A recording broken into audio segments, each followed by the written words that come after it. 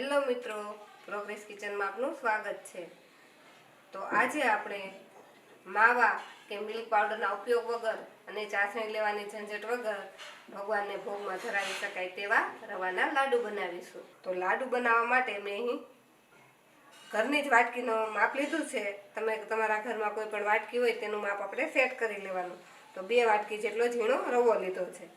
જો તમારી પાસે જાડો રવો એટલે કે સૂજી હોય તો તેને થોડોક મિક્સરમાં ક્રશ કરી લેવાનો અને તે જ વાટકીના માપથી મેં 1 વાટકી સાકર લીધી છે।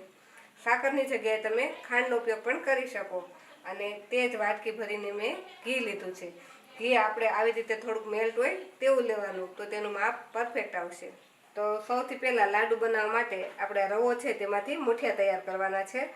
તો આપણે આ રવાને એક વાસણમાં લઈ લેશું અને આ રવાની અંદર આપણે જે ઘી લીધું છે તેમાંથી 4 ચમચી જેટલું ઘી આપણે આમાં નાખીશું। ઘીની જગ્યાએ તમે આ મોણમાં તેલનો ઉપયોગ પણ કરી શકો। તો આ ઘીને આપણે રવા સાથે સરસ મિક્સ કરી દેવાનું। આપણે મુઠ્ઠી પડતું મોણ દેતા હોય તે રીતે આમાં બધું રવા સાથે ઘી મિક્સ કરી દેવાનું ને આવું મુઠ્ઠી પડે તેવું મોણ થવું જોઈએ।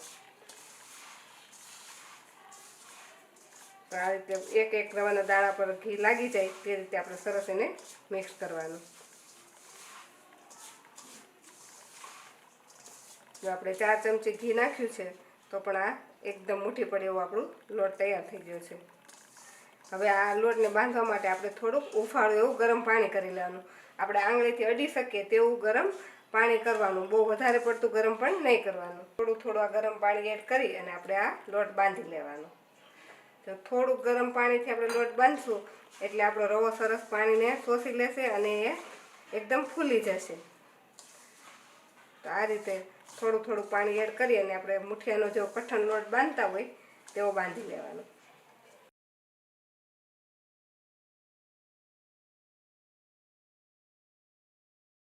તો એકદમ સરસ કઠણ એવો આપણો મુઠિયાનો લોટ બંધાઈ ગયો છે। આ લોટ બાંધવામાં આપણે જે માપથી રવો લીધો છે તે અડધી વાટકી પાણીની જરૂર પડે છે। તો હવે આમાંથી આપણે મુઠિયા બનાવી લઈશું। તો આપણે જે ચૂરમાના લાડુમાં મુઠિયા બનાવતા હોય તે જ રીતે આ રીતે આપણે તેમાંથી મુઠિયા બનાવવાના છે।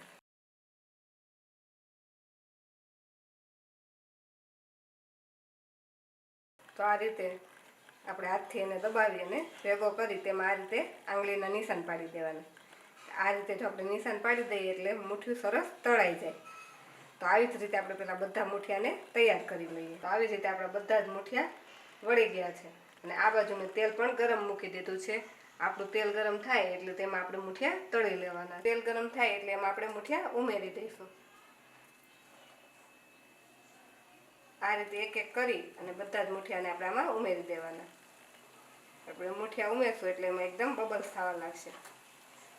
બધા જ મુઠિયા ઉમેરી જાય એટલે આપણે પછી ગેસને એકદમ ધીમો કરી દેવાનો છે અને એકદમ ધીમા ગેસ પર આપણે આને તળવાના છે।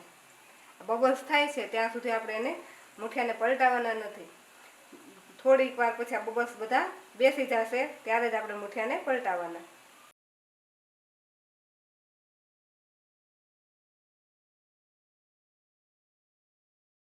જો 1 મિનિટ થતાં બધા ખીણા હોય તે ઓછા થઈ ગયા છે। હવે આપણે આને ધીમેથી પલટાવી દેવાના છે।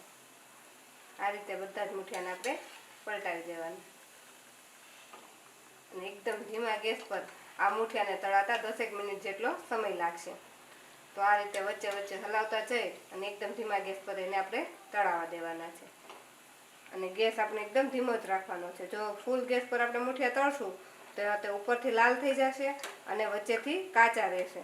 જો આ રીતે વચ્ચેથી મુઠિયા કાચા રહેશે તો જ્યારે આપણા લાડુ બનશે તે થોડાક ચીકણા લાગશે।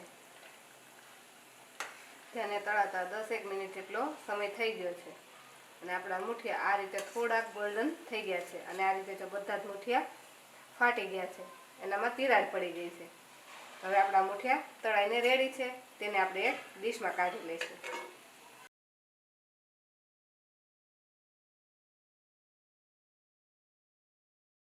આપણા આ મુઠિયા છે તેને આપણે તોડી તો તે અંદર સુધી એકદમ સરસ આ રીતે તળાઈ ગયા છે અને હાથથી આ રીતે ભૂકો કરીએ તો જો એકદમ છૂટો એનો ભૂકો થઈ જાય છે।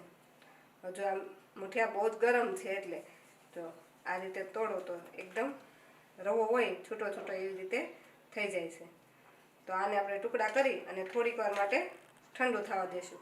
પછી જ આને આપણે પીસવાનું છે. તો આ રીતે બધા જ મુઠિયાને આપણે ટુકડા કરી લઈશું. આપણે ટુકડા કરી અને તેને સાઈડમાં રાખી દઈશું જેથી થોડા ઠંડા થઈ જાય.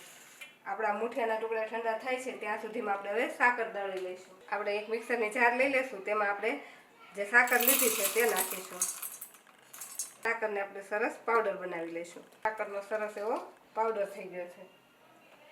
જો આ રીતે એકદમ ઝીણો આપણે સાકરને દળી લીધી છે.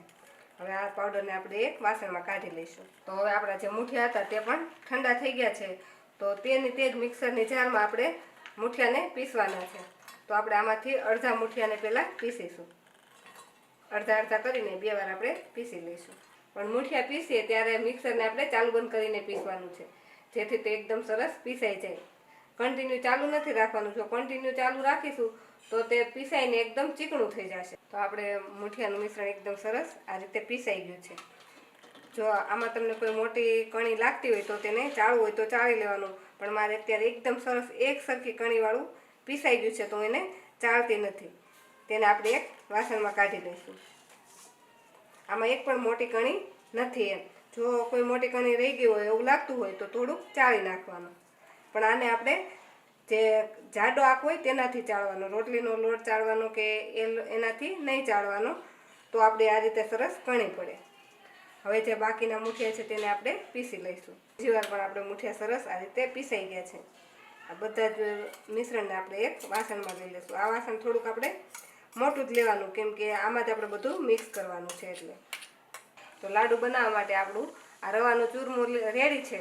તો હવે તેમાં નાખવાના આપણે ડ્રાયફ્રૂટ છે તેને તળી લઈશું. તો આપણે ડ્રાયફ્રૂટને શેકવા માટે આપણે જે ઘી લીધું હતું તેમાંથી 2 ચમચી ઘી એક કડાઈમાં લઈ લઈશું. અને આમાં આપણે જે ડ્રાયફ્રૂટ નાખવા હોય તેને આપણે શેકી લેવાના. તો અહીં લાડુમાં નાખવા માટે મેં બદામ, કાજુ, પિસ્તા અને અખરોટને આ રીતે નાના નાના ટુકડામાં સમારી લીધા છે. તો આ અડધી વાટકી જેટલા ડ્રાયફ્રૂટ છે તેને આપણે ઘીમાં શેકી લેવાના છે. તો ધીમા ગેસ પર આપણે આને શેકી લઈશું.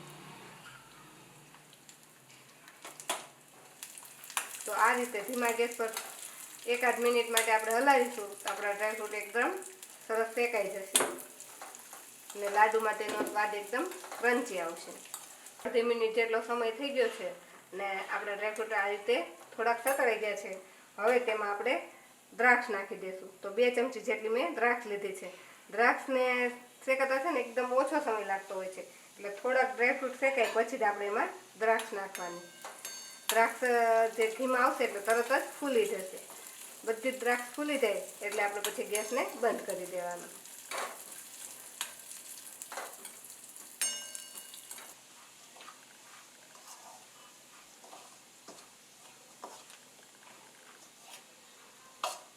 આ રીતે સરસ મિક્સ થઈ ગઈ.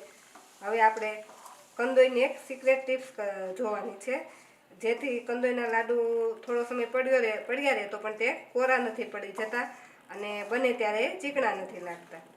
તો તેના માટે આપણે તેની તે કડાઈમાં ફરીથી 2 ચમચી જેટલું ઘી લઈ લઈશું.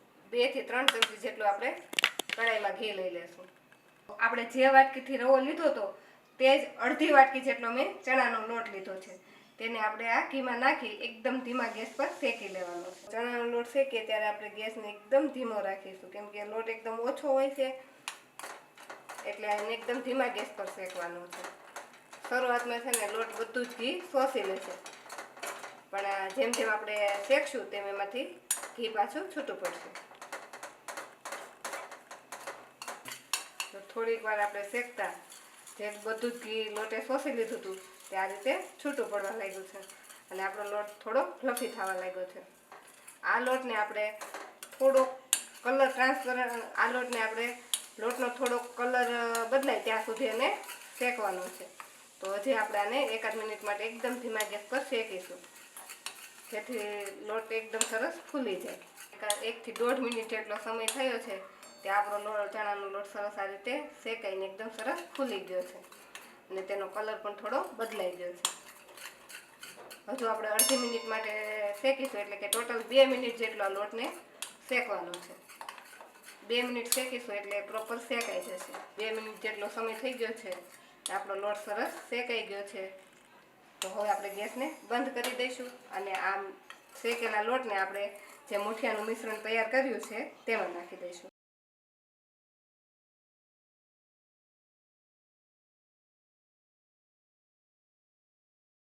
એટલે ચમચાની મદદથી તેને આપણે સરસ મિક્સ કરી દઈશું.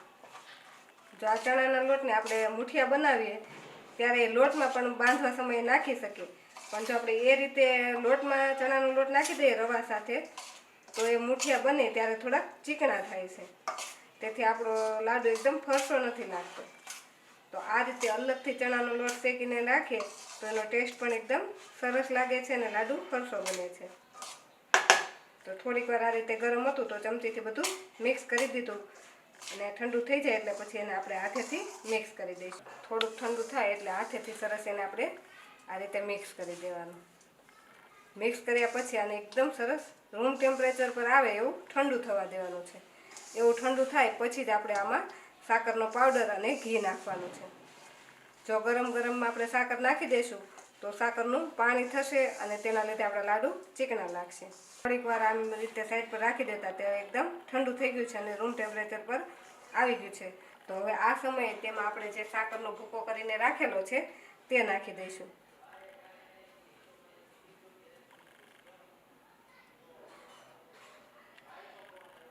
એલચી નાખવી હોય તો આ સમયે એલચીનો પાવડર પણ તમારે નાખી દેવાનો. સાકરનો ભૂકો નાખી ફરીથી એને આપણે ચૂરમામાં મિક્સ કરી દેવાનો. સાકર પણ આપણે સરસ મિક્સ કરી દીધી છે. હવે જે આપણે 1 વાટકી ઘી લીધું હતું એમાંથી જેટલું ઘી બચેલું છે તે બધું જ ઘી આપણે આમાં નાખી દેવાનું છે. આ રીતે થોડું થોડું ઘી નાખતા જઈ અને આપણે મિક્સ કરતું જવાનું છે. રવાના લાડુનું મિશ્રણ રેડી છે. હવે તેમાંથી આપણે નાના નાના કે આપણે જેવડી સાઈઝના પસંદ હોય તેવડા લાડુ બનાવી લઈશું. તો આ રીતે જો આપણું ઘી પણ એકદમ પરફેક્ટ જ છે અને તેમાંથી સરસ એવા આસાનીથી આવો લાડુ વળી જાય છે. જ્યારે આપણે લાડુ બનાવીએ ત્યારે તેને હળવા હાથે જ બનાવવાનો. જો આપણે એને એકદમ દાબીને બનાવીએ તો તેમાંથી ઘી બધું છૂટું પડી જાય છે અને ઘી લાડુની બહાર આવી જાય છે. તો આ રીતે પોચા હાથે એકદમ સરસ એવા આપણે લાડુને વાળી લેવાનું. તો આપણો આ લાડુ વળીને રેડી છે. તો આવી રીતે આપણે બધા જ લાડુને વાળી લઈશું. રવાના લાડુ બનીને રેડી થઈ ગયા છે. તો જોતાં જ ખાવાનું મન થઈ જાય તેવા આપણા લાડુ બનીને રેડી છે. તો આ લાડુને પહેલાં આપણે ભગવાનનો ભોગ લગાવી લઈએ. તો જો તમને અમારી આજની આ રવાના લાડુની રેસીપી ગમી હોય તો અમારા વિડીયોને લાઇક કરો અને પ્રોગ્રેસ કિચન ચેનલને સબસ્ક્રાઈબ કરો અને અમારા નવા વિડીયો જોવા માટે અમારી સાથે જોડાયેલા રહો.